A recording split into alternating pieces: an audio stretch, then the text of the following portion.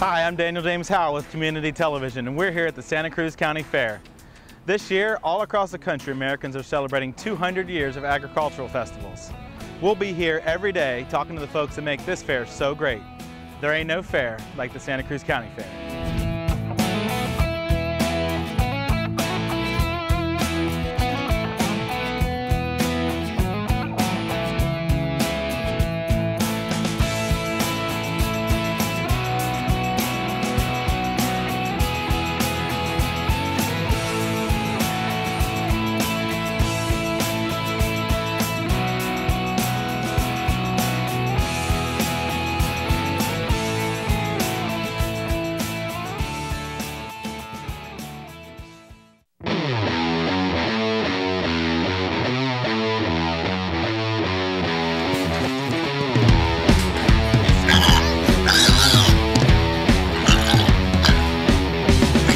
All right, here we go. First round of competition on the way. Now, Bonnie, I'm going to count this one down.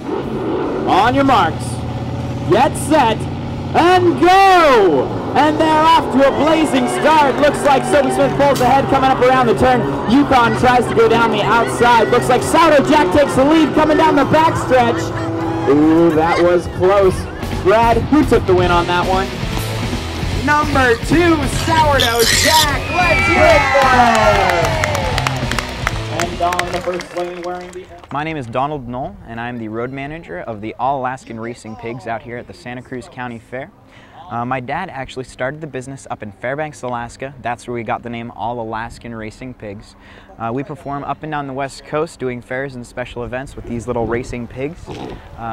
We are back here at the Santa Cruz County Fair, and I cannot be happier to be here. I love this town. The weather is fantastic, and we get some really good crowds out here at the fairgrounds. Working with pigs is interesting because they are actually like the 5th smartest animal in the world. They are way smarter than dogs, cats, any other animal, horses, and so they are incredibly different to work with. They pick up on your habits almost immediately. You can train them to do very, very complicated things. Like these guys, we get them to jump over hurdles, and we get them to, they learn patterns of how to go into pens and how to come out of pens and listen for sound cues. And go, go, go, go, go! Let's go, let's go. And most of all is they're adorable because we get to work with little baby pigs, and I get to raise them since they're 6 weeks old all the way through the racing season. I hold on to them for about 6 months, and you know, it's incredible to be able to bond with a pig like this where he can just sit in your arms as a farm animal and not really care. So our show times are 12:30, 2, 4, and 7 o'clock on the weekdays, and I cannot stress how amazing it is to come out here and make hundreds of people smile a day with just racing little pigs.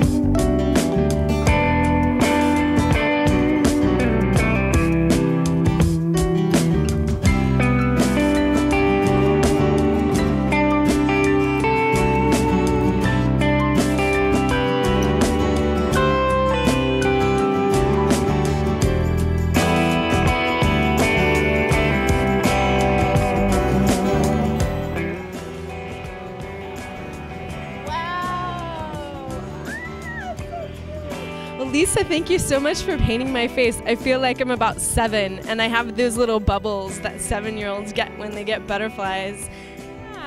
I love painting little girls, but even big girls. I like making the big girls feel like the little girls.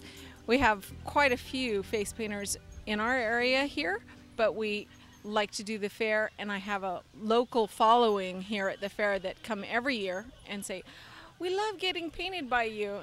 I'm looking forward to seeing quite a few of the kids this year that I saw last year and the year before. I'll be here all week. We're looking forward to it. It's been fun. This is a great way to earn a living and make people really happy. I like the kids, and they come up and give you a big smile and go, "Hi, Miss Lisa, how are you this year? Do you remember what I was last year?" You know, that kind of thing, and it's fun. Yeah, I've never seen kids get so excited when they get their face painted. Isn't it funny? It is funny. The main thing that parents say to me all the time is, "I can't believe they'll sit still for that. I can't believe they sit still." And I'm like, if they want it, they're going to sit for me. And it only takes a couple of minutes to become whatever character they want. So it's easy for them. Well, thanks for making the magic more alive at the fair here, and we'll see you all week. Great. I love being at the Santa Cruz County Fair. It's one of my favorite places to come. I hope I see all of you here.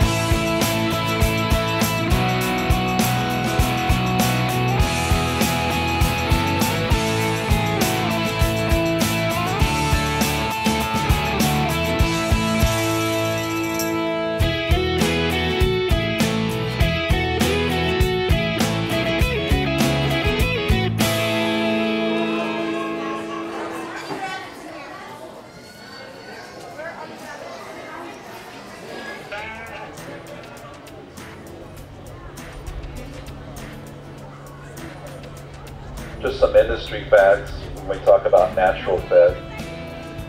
According to the Grocery Manufacturers Association in 2011, grass-fed is one of the top 3 growing food trends in the United States. And you're starting to see grass-fed steaks, more and more restaurants as you travel across the country. And you see grass-fed meats not only in our health food stores, but now starting to show up in our conventional stores. The organic food industry is now $30 billion in sales, and it has grown exponentially. It was just $10 billion in sales less than a decade ago. Well, here we have one of our winners for the 4-H competition with the lambs. This is Megan, and she's going to tell us a little bit about what the 4-H club is. 4-H is kind of like Boy Scouts and Girl Scouts, except it's more agricultural. You raise market animals and you show them here at the fair, and you learn about how to balance money, how to make your land prime for market ability. Well, what's your favorite part about working with the animals? Most of all, I probably like getting to know the animal in itself, the species, getting to know like kind of how they like to do things, their smarts, how they're not smart. That's mostly what I like about it. How do you think you were able to win this competition? I don't know. It was probably just the way I showed my lamb, the way she pushed up against me when the judge came to feel her, so that she was hard and he knew like that she felt nice. I guess that's probably why. Cool. Well, thank you so much. Are you planning on going into farming yourself, or how do you think this is? What's this teaching you for your life? Do you have any thoughts on that?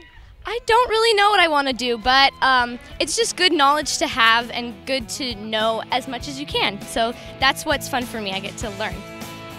Thank you so much, Megan. Congratulations. And can we see your lamb? What, does it have a name? Molasses. Hi, buddy. This is definitely a winning lamb, guys. Very nice.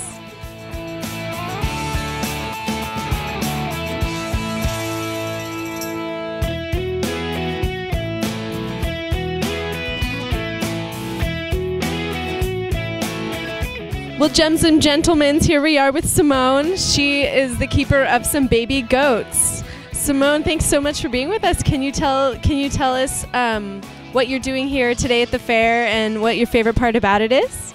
I'm doing a dairy goat project this year. Well, I've been doing it for the past 3 years. But this year, I'm doing another goat. My goat is entered into the Star Milker contest, which is really cool. And so far, my favorite thing about doing the dairy goat project is probably doing showmanship. And can you tell us what does that mean? It's basically how white your clothes are, because you have to, for 4-H, you have to wear all white with a hat and scarf or tie. And I have been trying to keep all my clothes white while I'm taking care of my goats. And it also, what showmanship is about is making sure that you look at the judge and you don't come between the judge and the goat. And what is it like caring for an animal? Have you grown up with a lot of pets? Well, we moved here when I was 7. So when I started when I was, I want to say 10, which was a lot of fun for me then. Last year I started helping take care of the nursery, which I'm also doing this year. And it's just a ton of fun being at the fair. This has to be like the highlight of my whole entire year. Thank you so much, Simone. And we're going to take a look at your baby goats. And I'm so glad that you're here. And everyone can come down and see the animals and remember what it's like to be on a farm and to be around the animals. Thank you. Thank you so much. Let's check out her little baby goats. Do they have any names? This one, the brown one, the straight brown one is Scarlet. The one laying next to her, which is black, white, and brown, is Minnie. The ones over here are, this one right here that's starting to stand up is Cookie. All of these are 2 months old. This is Alice, the one with the, that is basically a tan color with blue eyes. And this one over here in the corner, this is Jasmine. I'm sure that you can't really see her, but she's a really good pet. Over here, we have the mothers. The white one with brown and black. That one's my goat, Mary Jane. She's entered into the Star Milker contest. This one right here with her head poking out is Belle. She is younger than these two, but she will not be entered into the Star Milker contest. And this one over here, our first goat, is Daisy. She is being entered also into the Star Milker contest. Here we have Daniel. And Daniel is one of the wonderful people down here at the barn. And I think he won a prize because he's sporting the ultimate belt right over here. Daniel, can you tell us what's going on with your belt? Oh, I got a Dairy Goat Youth Award. And so, yeah, this is my belt buckle. I'm kind of happy to show it off. It took a while to get. Yeah. Well, good things take time, Daniel. And that belt buckle is definitely awesome. Thank you. Can you tell me the best thing that you've learned about your goats and introduce us to your goats over here? Okay, so right here I have Rosebud, and that's her mom there. And then this is her half-sister, Annabelle. So they're from different years or whatever, and they're all bred to show different years of my work with the goats. And so I'm hoping that they'll do fairly well in the shows this year. What have you learned about working with goats? What do you feel like you're really gaining from working with animals? Well, you really learn a lot about the biology of livestock and where your food comes from. That's what's important about it. Is you get to hang out around here and learn where your food comes from. That's a big thing in topics around the nation today. I've also learned a little bit more about keeping pets, because you can't really expect anything. It keeps you on your toes. Things happen each day that you don't expect. So it's interesting to wake up each day and just see what's going to happen or what's going on. So that's what I enjoy about it. Great. Could you give us an example of something that surprised you about your animals? And this is on the spot. He's on the spot right now. Oh, yeah. What's surprising is when it comes time for kidding season, you have about 5 to 6 days where you don't know when you're going to have the baby, so you're sitting around waiting, and then all of a sudden it happens, and you might have to pull a baby out backwards, or you really have to play veterinarian for 5 days, and it can be surprising what happens. You end up with unique situations, and so it's fun. Oh, so you're almost like a vet doctor at 18. Everybody has to be if you're raising livestock. I mean, everyone can tell you different things that have happened to them where they've gone out and had a problem and have to deal with it on the spot. You can't always call the vet, and it's certainly interesting. Yeah, it sounds like you're becoming a well-rounded person. You could say a well-rounded. You could probably even deliver a baby if you had to now, huh? I don't know about a baby, but maybe. I mean, it must be the same thing, except women don't usually have 3 babies at a time. Wow, that's pretty cool. Well, thank you so much for your time, Daniel. Good luck in the competition. Keep rocking the belt. I'll rock the belt. Thank you.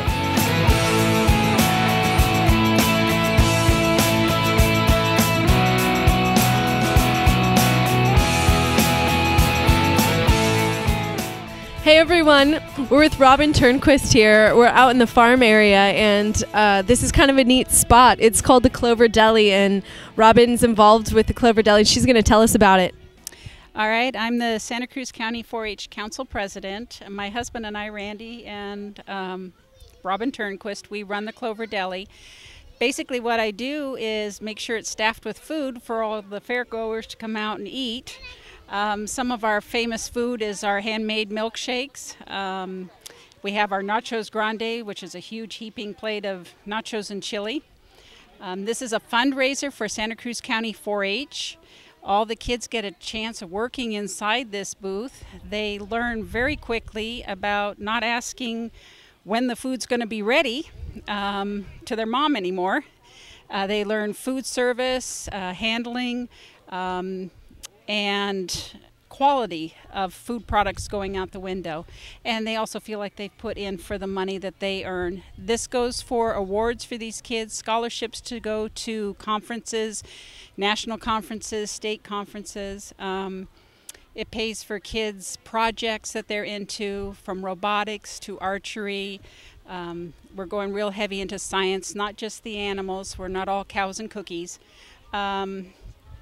That's basically what we're out here. I'm out here all week, and each club takes a turn running in there, and there's 6 clubs.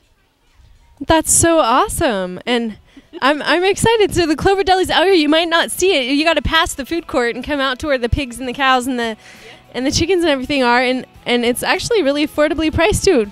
Huge nachos are only $5. The shakes are only $4. Yeah, $1 for a bottle of water, ice cold. So yeah, we try to keep it affordable for the kids and the fairgoers.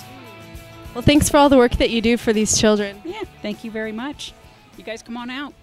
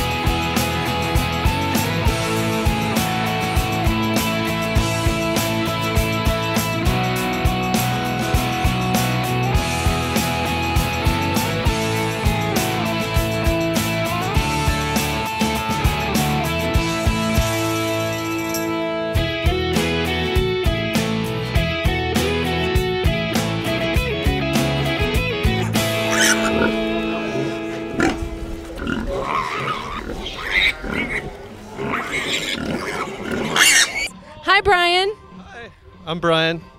Where are you a firefighter? I'm a firefighter over in Corrillitos Fire Station for CAL FIRE here in Santa Cruz County.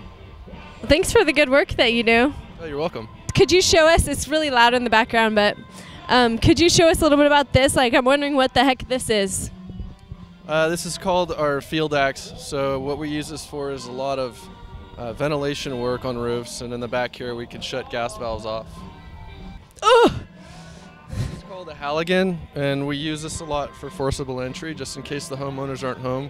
We can use this to force doors open and gain entry so that we could put fires out. You guys must be pretty strong. Some of them, some of us. I think so. And so what do you like the best about the fair, and can you tell me about what the kids like about seeing the fire truck? The kids like to get in it the most. They like to crawl around, and they like to play with all the tools, and they like to try the jacket on and the pants and the helmet, stuff like that. So that's probably what they like the most. Lots of knobs for the little kids to ask you guys about? Yeah, definitely. They like to play with all the knobs on the pump panel, and they like to get in and sound the siren and stuff like that. So they get to sound the siren! Definitely. Oh my goat!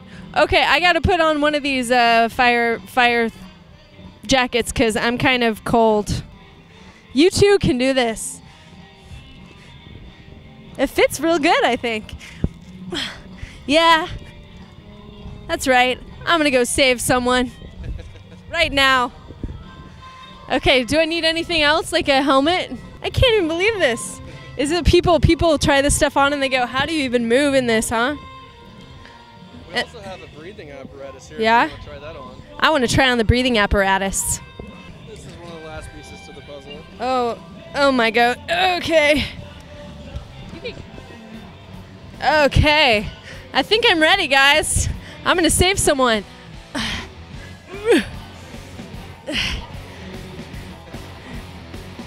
You probably don't let the kids throw these around, right? What about me? Okay, I think I'll be all right too. All right, guys, come down to the county fair where you can learn how to put out fires like the big boys. All right, thanks, Brian. That was awesome.